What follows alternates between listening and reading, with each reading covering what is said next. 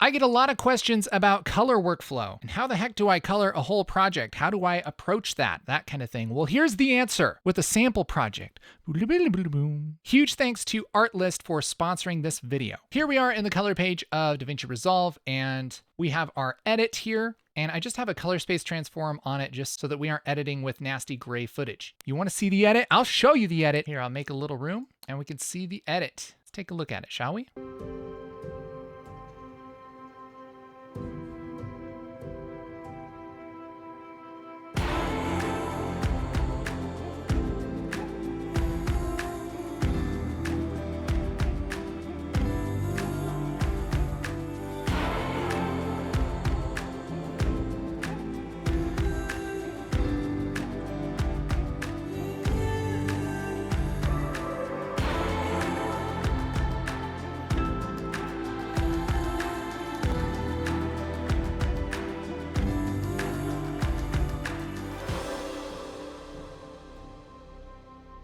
Yeah, nice little wholesome thing. Pretty neat. So, by the way, all of this footage is from Artlist, who is sponsoring this video. I get a lot of stuff from Artlist, and just everything they have is beautiful. And Artlist is a pretty good deal. You get unlimited downloads, you get all these assets, royalty-free. They have quite a few bundles. This Max Pro one is $39.99 a month, has footage up to 8K, covers personal to commercial use. You can also do this Max Social, which is $29.99 a month for your social channels. So that's Facebook, YouTube, Twitch, Instagram, podcast, TikTok. Super good deal for unlimited footage in HD. Covers a lot of what you'd need. If you're looking for practice color grading footage, you can get the Footage and Templates Pro, which includes raw and log footage. Super great deal. If you're learning how to color grade, man, you can go in here and go to Shop Type and select raw and log. And you have all these different scenes that you can download and practice color grading. And it'll tell you what camera was used. Red Raven was used for this one. And man, you have these beautiful shots. You could really just download a bunch of this footage and color grade it and put it on your color grading reel and probably get a job doing color grading, man. Such a good resource. And if I turn off my color space transform here that I had on the whole thing, this is all shot in log in BMD Film Gen 4 on the Ursa Mini Pro. And I know that because you can look it up on Artlist. Isn't that neat? So if you want some practice color grading footage, this is a great way to get some ungraded, really professionally shot footage. Bring it onto your system, make a little edit like this, and do some color grading. In fact, that's what we're doing right now. Anyways, for this project or any project, the very first thing that I'm going to do is set up my color management. Now, there's a lot of ways that you can color manage footage. I think the easiest way, the nicest way, is just to group all of the shots that are from the same camera. So I'll just shift select everything in here. That happens to be all of my clips. If you have two different cameras, you can group each camera as its own group, and then right click on one of the clips and I'll say add into new group, and we'll call this Ursa Mini 4.6K. All right. By the way, I'm not going to be explaining every single thing that I do here. I'm assuming a little bit of knowledge of the color page. If you don't have knowledge of the color page, check out the color page crash course video right here. That's going to help you understand what the heck is going on. Anyhow, so once I have my group made, I'm going to go up to the upper right-hand corner here where we have these 4 dots. This third dot, if I'm on a clip that's in a group, is going to be the group post clip. These are going to be nodes that are applied after the clip nodes for every clip in the group. So if I make this really pink, that's going to make every clip in the group really pink after our clip nodes. So if I were to take this saturation all the way down, it's going to be a pink flavored black and white image, right? I'll just reset this real quick. If in my clip node, I were going to make this really pink, and then in the group post clip, make it black and white, it's going to end up black and white. Everything's going to be black and white, no matter if I made it pink first or not, because the clip nodes happen before the group post clip nodes. See, post clip, it's after the clip, right? Cool. So in this group post clip, I'll just go back to our clip and reset everything. In the group post clip, I'm going to set up a node that takes this from camera space into Rec 709, which is the color space that will actually look good on our monitor. Now, I'm going to color grade in camera space because our camera color space is plenty robust enough to give us some room to color grade. The other thing that I could do is transform all of this footage to something like DaVinci Wide Gamut first, and then color grade in DaVinci Wide Gamut,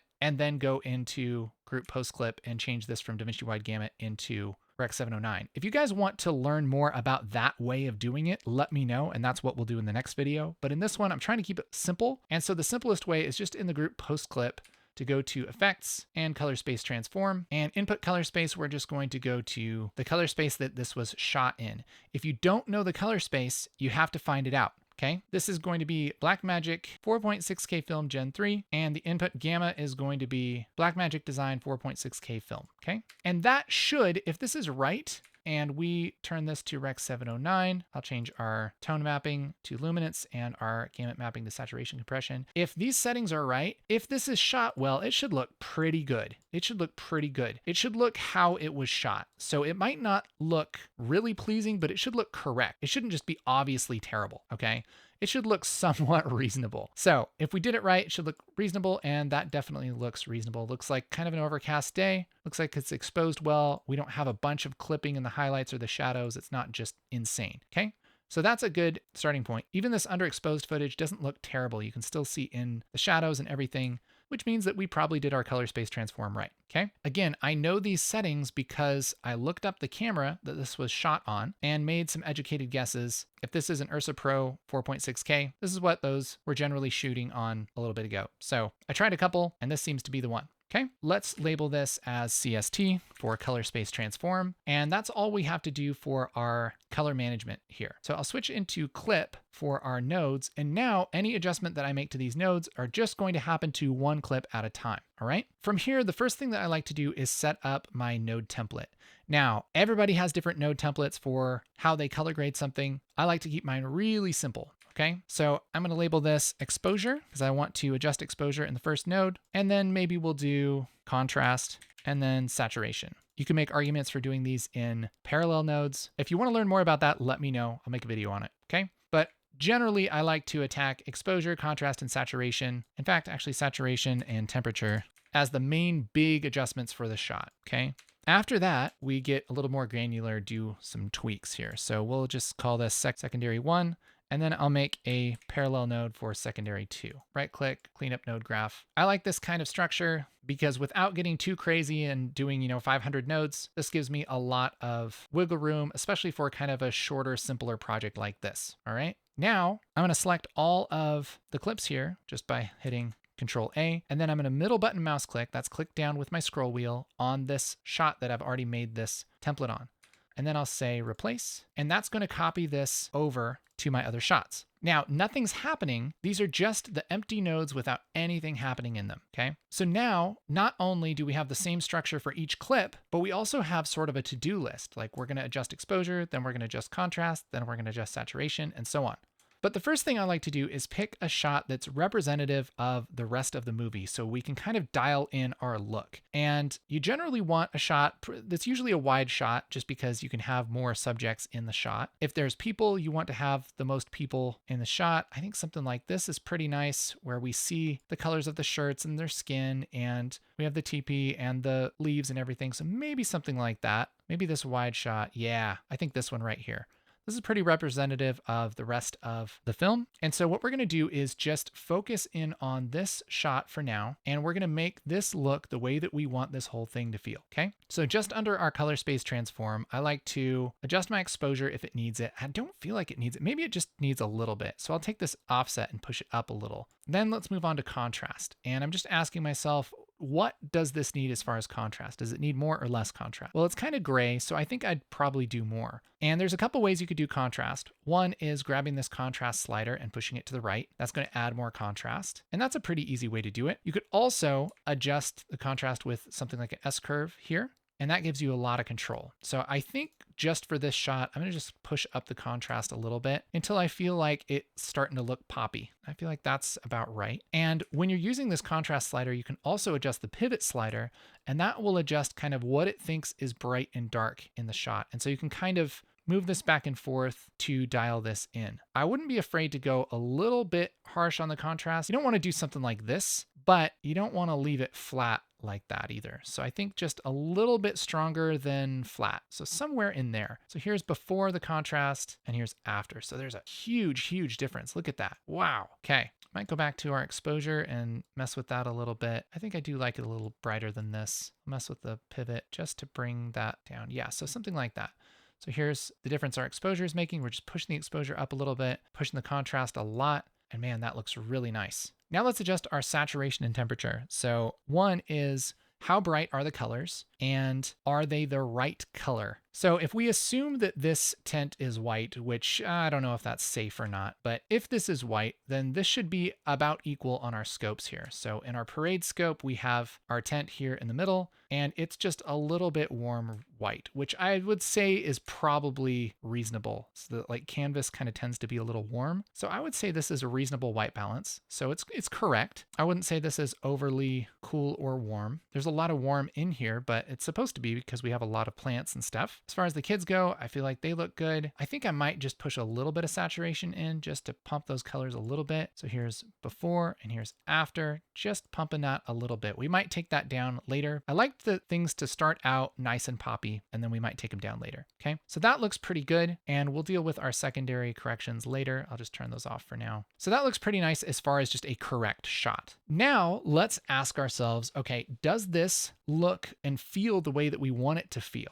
And when we go into feeling, we're really kind of working on a creative look. And I like to do the creative look over the entire project. So I'll just go back into the group post clip, and any kind of creative look stuff I'll do right before this color space transform. So I'll just hit Shift S. That'll make a serial node before that color space transform. Unless you're doing something really specific that you would kind of have to know what you're doing, you generally want to do things before the color space transform. That's the last thing you want to do in your whole pipeline. Okay. But let's say we want this to be a little bit warmer. So maybe we'll just push the gamma a little warm. Maybe we want to push our lift up a little bit just to kind of give ourselves a little bit of that kind of retro vibe. Ooh, this is looking very Moonrise Kingdom. I like that. So here's before and here's after. We're just pushing it yellow and boosting up the shadows a little bit. Let's do this. Let's break this out. So we'll say yellow, and then I'll make another serial node and we'll call this lift. And I think this time I'll just lift it with the curves, and we'll lift it until it just starts to be too much. So that's probably too much. And then maybe we'll just take this down a little bit. So we're just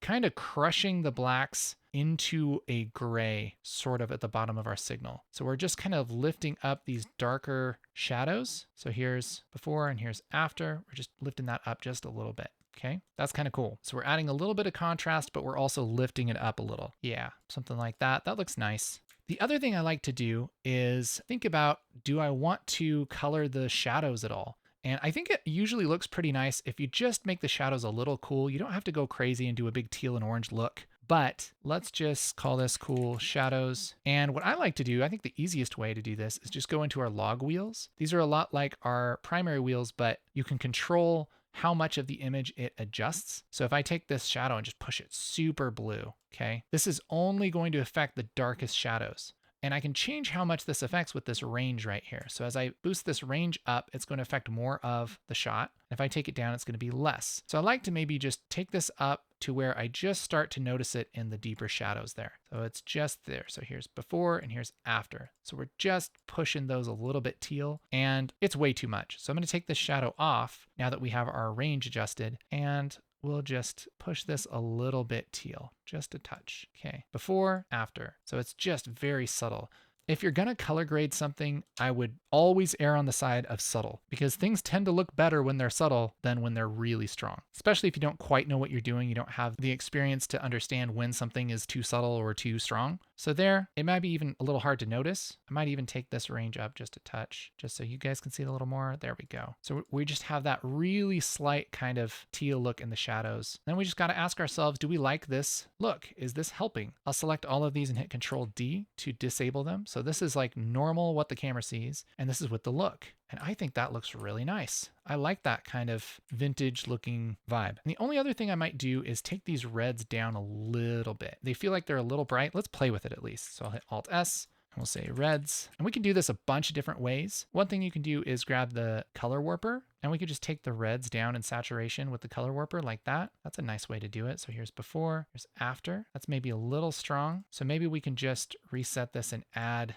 couple more spokes like this. And I'll just take just the reds down a touch. So here's before and here's after. So it desaturates that bright pink and that red a little more, and it kind of leaves the yellow. So what do we feel about that? So here's before and here's after. Yeah, I feel like that feels more refined than having those reds just blazing. So that's one way we could do it. Let's actually try this a different way too. In the custom curves, you can select things based on their hue. Let's actually go to hue versus saturation and select this red. And then we can take the saturation down of the red and we'll widen this out. It's good to have it wide, something like that. Again, here's before, here's after. It's doing basically the same thing. The difference is I could go over one more and hue versus luminance and grab that same hue and bring the luminance down just a touch. And for the red, that might look pretty good. The pink might be kind of a problem. Here's before, here's after. So we're taking that red down just a touch. Maybe we want to keep the saturation, but just take it down a little. That's kind of nice. So we can play with that and just kind of adjust that red to be a little less bright.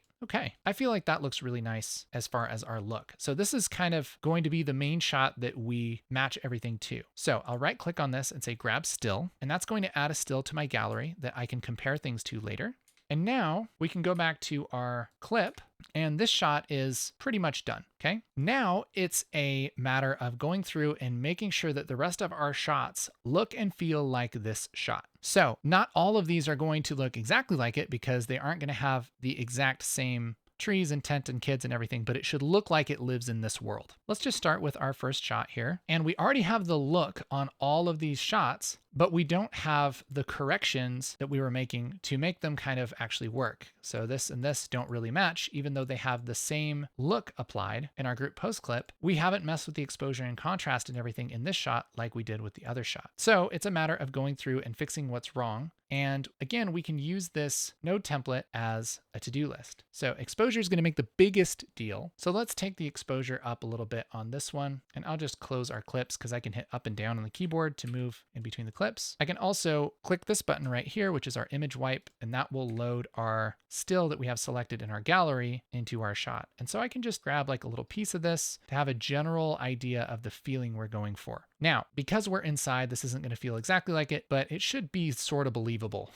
right? So it should be roughly the same brightness, maybe just a little darker because we'll give it a little bit of realism here and just let it be dark in the van. It just shouldn't be way too dark like this, right? So we'll brighten it to be believable, okay? Next, we'll do kind of the same thing. I'll grab this offset and push it up again to where it's believable, okay? That looks pretty nice. Next, see this exposure I would say is probably pretty good. Might just need a tiny touch, but that contrast is going to bring this right into where we want it to be. Bring up my clips because all of these are probably going to take the same grade. I'll just shift select these and middle button mouse click to copy that over. Looks good so far. And the name of the game here when you're going through the whole movie is to keep moving quickly. You don't want to get stuck on a shot and take way too long because your eyes kind of get used to the shot and you start to say, oh, you know what? It's not that bad. So you usually have like 5 or 10 seconds to decide what needs to happen to the shot, okay? So we're just going through pretty quick. This looks pretty good. I would say this doesn't need any exposure. Neither does this. Neither does this. This one maybe just a touch. This one looks pretty good. This one maybe just a touch. Usually your first kind of gut feeling for a shot is right.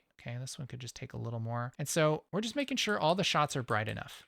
Okay, and that it just doesn't look terrible. Okay, all of these need more contrast, especially these kind of outdoor ones, but they're relatively bright enough. Next, let's move over to contrast. So even this shot that's really kind of dark, it still feels like a little kind of gray and washed out. So we could push this contrast up a touch and maybe bring the pivot down. So now here's before and here's after. So that's just kind of adding a little bit of richness here. Maybe go back to our exposure and pump that up a little more. Yeah, somewhere in there. Looks pretty good to me so far. Again, we're moving quick here. So same thing, contrast, probably push the contrast up a touch and the pivot down to where we're getting that nice detail between the shadows and the highlights, and it doesn't look blown out. It doesn't look crushed. And it doesn't look gray. Might just even take the shadows down a touch, somewhere in there, okay? This same thing, we can just pump that contrast and I bet we're gonna get a pretty good match as it is. That looks pretty good. Let's wipe this. Yeah, that's looking nice. That definitely feels like the same feeling. Again, same thing. We'll just copy this to all the other shots. Make sure those look good. Yeah, that definitely works. Again, don't second guess it a bunch. If it feels like it works, then it probably works. You can always fix it later if you decide against it. Okay, now this shot is probably going to be very similar grade to this shot because I bet they shot it about 2 minutes later.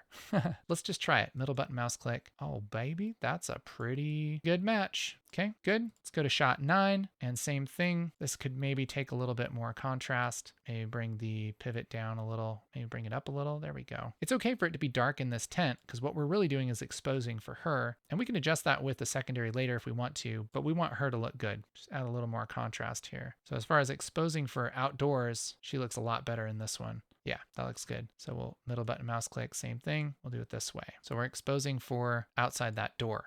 Now, we might come back and adjust this. We'll see. We'll see. All right, same thing here. Let's add a little contrast, and that's probably going to bring it to about where we want. Pretty good. Let's mess with the pivot, see if that helps a little. Add a little richness there, bringing that pivot up a touch. Yeah, looks nice. And we'll middle button mouse click on this one, copy that to the other shots. This might even take the same thing. Not quite. Let's add a little contrast here. Yeah, looking pretty nice. Just that pivot. Maybe bring the exposure up a little more. Yeah, somewhere in there. 16 looks pretty good. Let's add a little contrast. Yeah, that feels nice. 17. Ooh, this needs a lot more contrast. She looks gray. Punch that contrast a little more. Make sure that we get those shadows. Mess with that pivot a little bit. That might need a little bit of secondary work. We'll see. 18, same thing. A lot more contrast. Mess with the pivot a little bit. This will need more saturation and stuff, but we'll do that in the next bit. And then 19, again, same thing, more contrast. There we are. Take the pivot down so it's not so bright on our face. Always want to expose for skin. If the skin looks good, everything else can be fine. Looks nice. Say maybe we can expose that up just a touch. Add a little more contrast. Yeah, that looks good. Okay, so we've gone through and we fixed the big problems just with exposure and contrast. And as we flip through these should all feel like they live in the same world. Everything should be flavored real similarly, right? All feels like it goes together. So that's a pretty good grade so far. And here's the nice thing is if we needed to send this out, if our client asked for it, or if we didn't have time and we need to post the video, whatever it is, we could post this and it wouldn't be offensive. It'd be okay. But if we have more time, we can adjust this some more, go to the saturation and temperature, and let's just make sure that everything feels right. So this one feels kind of a little blue to me. So I might just take the offset and just push that a little warmer, just a touch. Yeah, that feels nice. This one feels good, feels good, feels good, feels good. It's matching with our reference image. This one could maybe go a little bit stronger as far as saturation. Yeah, just a little bit more saturated would be fine. That I think will work just fine. This is going to be the same. 11 is going to be the same. 12, I feel like works pretty well. We have this yellow grass, which I think is fine. It feels different than this one just because there isn't that yellow grass in there, but it's totally believable that there'd be yellow grass. That looks fine. Okay, this I think same thing, feels good, feels good. This one could maybe take some more saturation, get those skin tones popping a little more. Could maybe even do more than that, just a little bit. I feel like maybe that contrast is just a little high now. Take that down a touch. Yeah, just adding that skin back in. Same thing here, let's add a little saturation. And it's maybe feeling just a touch green. So I can maybe take the tint away from green a little bit, to make that feel a little more yellowish. Oh yeah, that's good. 19, again, this is a little darker, so you're gonna see a little bit more of that teal look in it. So I could say maybe push this saturation up a little bit and maybe just warm it a touch with the offset, just a little. So that needs to feel like that. I'd say maybe even tint this a little greener. Yeah, I like that. That looks nice. Okay, so now everything should be even that much better. Should really feel like it sits together. There should be no problems. Ooh, it looks great. Okay, so now again, if we have time, let's go through and make this even a little better. So I like to, when we're going into secondaries, when we're adjusting specific parts of each image, I like to go to the ones that are the biggest problems first. So the biggest problem I can see is 11 here. And we got to really decide, I mean, is this an issue? So we have this girl kind of going into the shadows there. And it's okay for people to look into shadows. It's okay for things to be dark. You just don't want the things to be dark that you really want to see. I mean, it's okay to have it dark in here, but I feel like this is maybe, let's just see if we can adjust this without any big problems. My first idea is going to be just the easiest one. Just grab a big soft circle window, put this over here, and just see if we can bring some of this back. So I'll just take the offset up a little bit. So we just see some detail there, but we're keeping it dark. I'm not like trying to make this the exact same brightness. I just want to bring some of the detail. And then maybe we'll add a little more contrast like that. Let's just see how that looks. She's coming in. What would happen if we copy this from 11? We're brightening that side. Does that look weird? I don't feel like it looks weird. We have a brighter side, but that's okay. And then when she comes in, it's a little bit brighter. Yeah, I feel like that works. That's nice. So I would fix it something like that. See if there's any other problems here that are major. It's a little dark up here, but I don't feel like that matters too much. I would almost rather brighten these guys a little bit. So we might just take, again, just a soft circle window and just kind of maybe grab our custom curves and just kind of boost that up a little bit. Add a little contrast, a little boost there, just so our eyes on the kids a little more. So here's before, here's after, just adding a little light there. That's nice. I think that works. Probably don't even need to track it just because it's such a soft circle window. That's really the key. If you want to move fast in color grading, just make soft circle windows. It's amazing what you can get away with a soft circle window. This I feel like is fine. I'm trying to think if there's any other problems really. I don't think so. I feel like it looks pretty good. So as far as like big problems, we've kind of fixed the big problems. From then on, it's just going through and being creative and seeing if there's anything else we want to do to this. For instance, maybe we want to darken the edges of this a little bit. I'll just make a big soft circle and then feather it and invert it and maybe just take the offset down on the edges a little bit. So we could do something like that. So it's very, very subtle vignette just on the edges. That just gives it a little bit more depth. I feel like that looks pretty nice. And we can copy that to these other shots too. For this one, maybe a little much. Maybe we'll put it over here like this. So again, nice and soft, maybe even a little bit harsh on this one. Could probably take this down a touch, take that offset back up, just so it's very, very subtle. Yes. You don't want a big harsh vignette on stuff. It just doesn't look pro, man. Like you notice I'm not doing it this way. I'm not making a harsh vignette like this and then just crunching that down. Like it seems like that's really stylistic and awesome, but it's not, man. Don't do this silliness, okay? It's obvious that you put a big vignette on it and it sucks. Don't do that. Keep it subtle. Keep it nice. Again, maybe we want to do just a little very, very nice soft vignette on this just to darken it a little bit. Very, very subtle. Before, after. You wouldn't notice it if you don't turn it off and on, right? That's the kind of level we want to do on this kind of stuff. I feel like this looks pretty good. I like it, and I feel like it's ready. The only other thing I might do, and this is totally optional, is just add a little bit of film grain, which you can do with an effect. So the paid version of Resolve has a film grain on it. We'll just call this grain. We'll put film grain on this. And just to zoom in here, we'll just add a little bit of grain. So it's very, very subtle again. So here's the grain. And I think like an 8mm kind of thing might be kind of nice. It's probably way too much. Take that down to 100. There we go. That looks nice. This is without the film grain and this is with it. Might be hard to see with the compression on YouTube, but yeah, it looks pretty nice. Have that film grain on there just kind of makes this feel like a nice family trip. Oh, I love that. Nice kind of home movie sort of feel. I like it a lot. It's pretty nice. So again, here's before, here's what we started with, and here's after. Pretty cool stuff. I hope you've learned a lot in this video. If you want to learn more about color grading, we have a course for that. It's available right now at groundcontrol.film. You can download footage and learn all the ins and outs of really detailed professional color grading. It'll take you from knowing nothing about color grading to being able to have really professional results. So make sure to check that out. Also, again, big thanks to our sponsor for this video, Artlist. If you want to get some color grading practice footage, that is a great place to do it. There's a link down in the description below. Woo! This was a good one. Thanks for sticking around. I appreciate it. I hope that you have a great day and that your colors are pleasing. That was a great outro. Who says I can't do a decent professional outro these days? Ha!